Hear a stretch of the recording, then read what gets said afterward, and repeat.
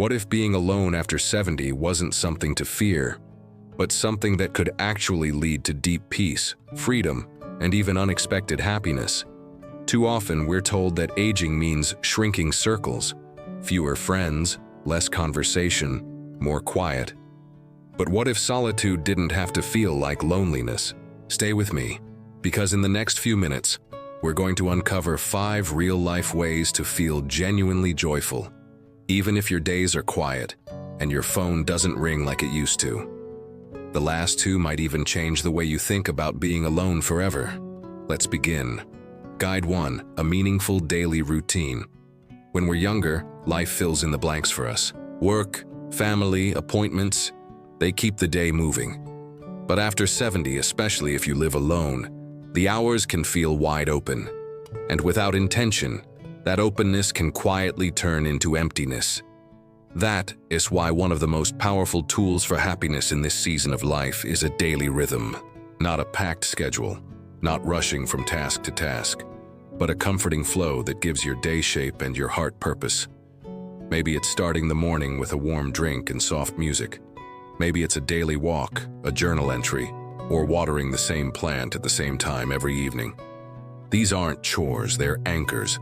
A steady rhythm doesn't just give structure, it gives calm. It tells your mind, you're safe, you're home, you belong here. Harold, 76, begins each day with 3 things: 1 task, 1 treat, and 1 thought. The task might be folding laundry, the treat, a walk with music, the thought, sometimes a quote, sometimes just a feeling.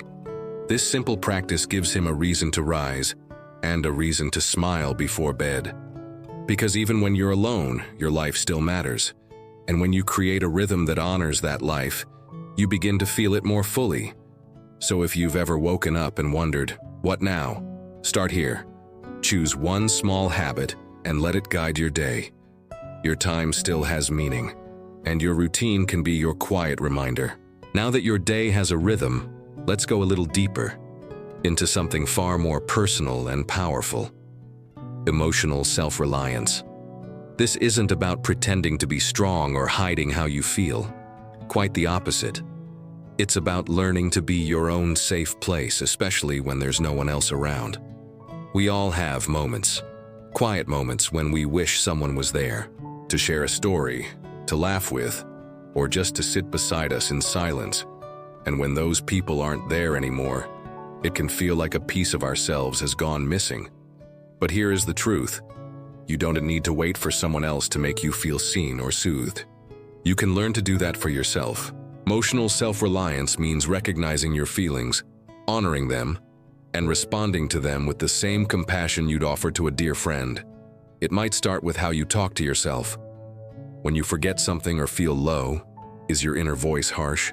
Try softening it. Tell yourself, I did my best today, or it's okay to feel this way, or simply, I'm here, I've got me. That shift in tone, that gentle presence, it builds strength from the inside out. Carol, 81, started keeping what she calls an evening check-in journal. Each night she writes 1 honest sentence. Sometimes it's as simple as, dinner felt lonely, but I'm proud I cooked for myself. No one else reads it, but she says it makes her feel acknowledged. It makes her feel real. And sometimes that's all we need, to be real, even in our own quiet presence. Another powerful practice? Breathing. When emotions rise, grief, frustration, anxiety, just pausing to take a few slow breaths sends a message to your whole body. We're okay, we've got this. This small act helps you respond instead of react. It creates calm where chaos might try to creep in. And here's something important. Feeling lonely doesn't mean you failed. It means you're human. But emotional self-reliance gives you a way to face that feeling with dignity, not by pushing it away, but by sitting with it until it softens. Over time, you stop waiting for someone to rescue you emotionally. You start realizing you are your own steady hands on the wheel. You become your own comfort, your own encouragement, your own safe harbor. That's not isolation, that's strength, that's resilience. And in that strength, you discover something beautiful. Peace isn't something you have to search for outside. It's something you can build quietly, gently, right where you are. Let's talk now about joy. Not the big, noisy kind, but the quiet joy that lives in the little things, especially when you're alone. It's easy to think happiness needs to come from something big, a celebration, a trip, a group of loved ones. But after 70, especially if you're living on your own, joy often arrives in smaller, softer ways, through the senses. Your senses, touch, taste, sound, smell, and sight, are doorways to comfort. And when you're alone, they become your companions. Have you ever noticed how a warm cup of tea feels in your hands? Or how the smell of soup cooking fills the room with a sense of home? These details may seem small, but they carry real power. They keep you rooted in the present moment, where stress fades and contentment quietly enters. One man, Ralph, 84, peels an orange every afternoon by the window. Slowly. He says the scent reminds him of his childhood, and the taste brings him peace. That single orange is his ritual of connection, with memory, with joy, with now. And that's the magic of sensory pleasure. It doesn't demand company. It doesn't need words. It just asks you to notice. Wrap yourself in your softest blanket while reading a book. Light a candle before dinner, even if you're dining alone. Put on music you loved at 30 and hum along, even if no one hears you. These are not indulgences. They are nourishment. They remind you, I'm still here, I still matter. Touch, especially, carries powerful healing. Stroking your cat's fur, massaging lotion into your hands, holding your own fingers while watching TV. These gentle gestures restore the quiet bond between you and yourself. And don't underestimate the joy of taste. Eating something you love, prepared with care, is an act of self-respect. Whether it's a bite of chocolate or a piece of toast just the way you like it, your taste buds are still alive, and so are you. When you focus on your senses, your surroundings stop feeling empty. They begin to feel sacred. The quiet becomes less about what's missing, and more about what's truly here. Because joy in solitude is not about distraction, it's about attention. So today, find one small moment that feels good. A scent, a sound, a flavor. Hold it in your awareness for just a few seconds longer than usual. That moment is your gift. That moment is your reminder. You don't need noise to feel alive. You just need to notice. Now, let's explore something subtle but incredibly important. Connection. Not the kind you had in your younger years with best friends or busy social calendars, but a quieter, more indirect connection that still reminds you, you're part of the world. One of the most painful parts of aging alone is feeling invisible. You walk through a store and no one looks up. You sit in the park and no one stops to say hello. And slowly it can feel like you're fading into the background. But the truth is, you don't need deep conversations to feel seen.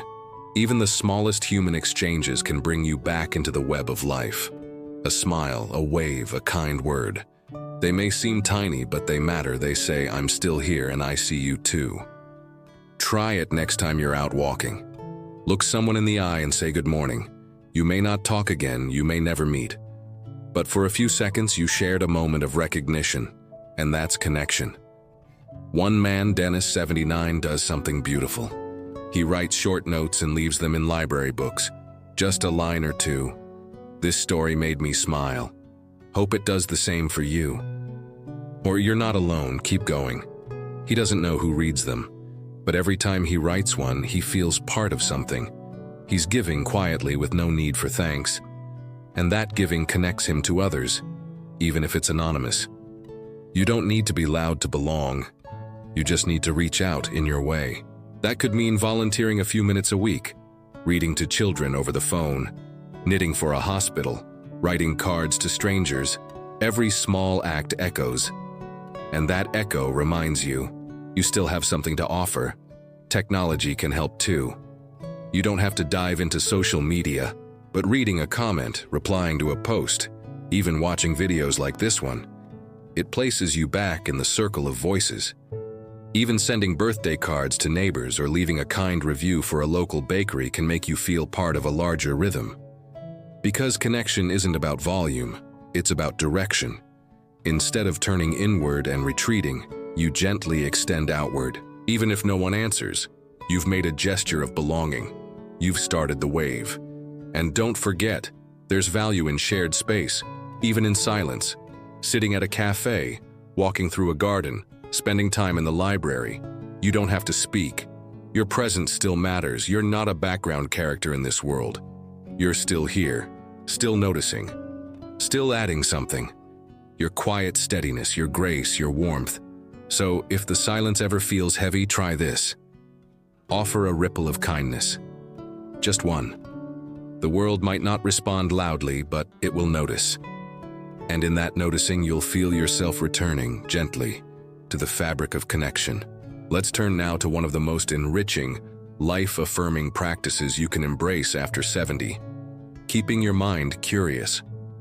You may have more quiet in your life than you used to. Fewer conversations, fewer obligations.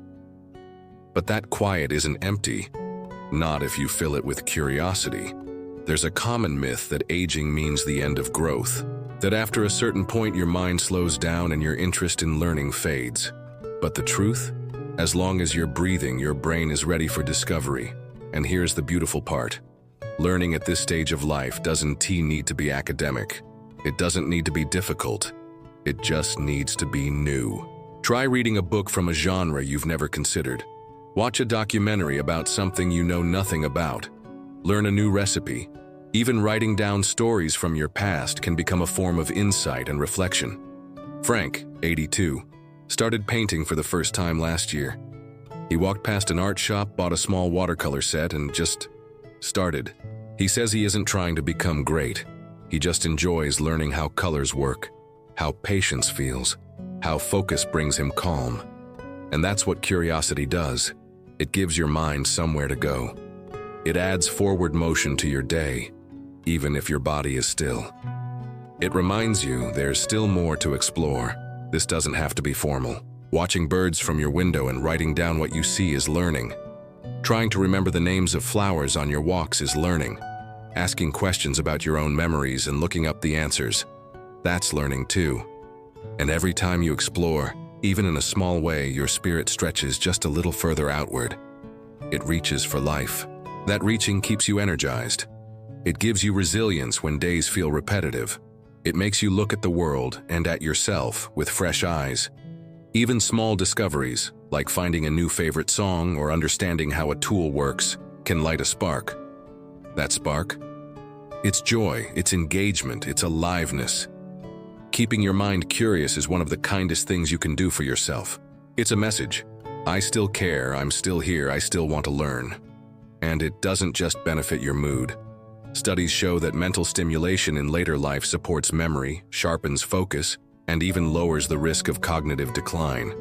But more than that, it gives your life shape, color, purpose. It tells you that even in solitude, you're not just waiting for the days to pass. You're discovering, you're becoming, you're still growing. So take a breath, ask a new question, pick up something unfamiliar, let curiosity lead the way. Because when your mind is awake, even in silence, your world becomes wide again. And now, as we come to the end of this journey together, take a quiet breath and ask yourself, what stayed with you most? Was it the power of building a gentle routine? The strength of being your own emotional anchor?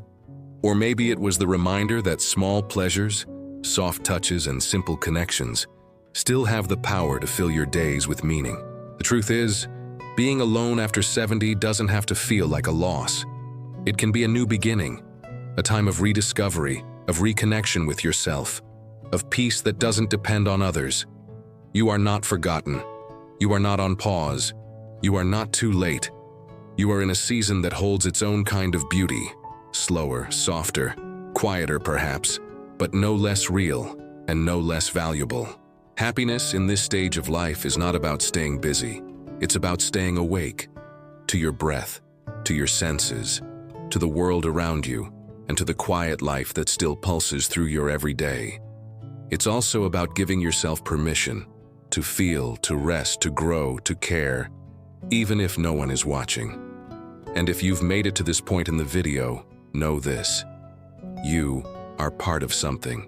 Right here, in this very moment, you've joined a quiet circle of people just like you. People who are learning that even in solitude there is strength, even in silence there is song. So before we go, ask yourself one more question. What will you take with you from today? Will you light that candle at dinner? Will you smile at the stranger during your walk? Will you write yourself a note? Or maybe will you try something new, just to see what happens? Whatever it is, let that one small step remind you that your days still hold promise. Your heart still holds hope. We'd love to hear what resonated most with you. Leave a comment and tell us what you learned, or how you plan to bring more joy into your quiet moments. Your words matter, your story matters, and your presence here is a gift. If this video brought you comfort or clarity, take a moment to like and share it with someone who might need it too. And if you haven't yet, subscribe and turn on the bell so you don't miss the next chapter in our journey together. Until then, be gentle with yourself. Stay curious, stay kind, and remember, you are never truly alone, not when you carry your own peace inside.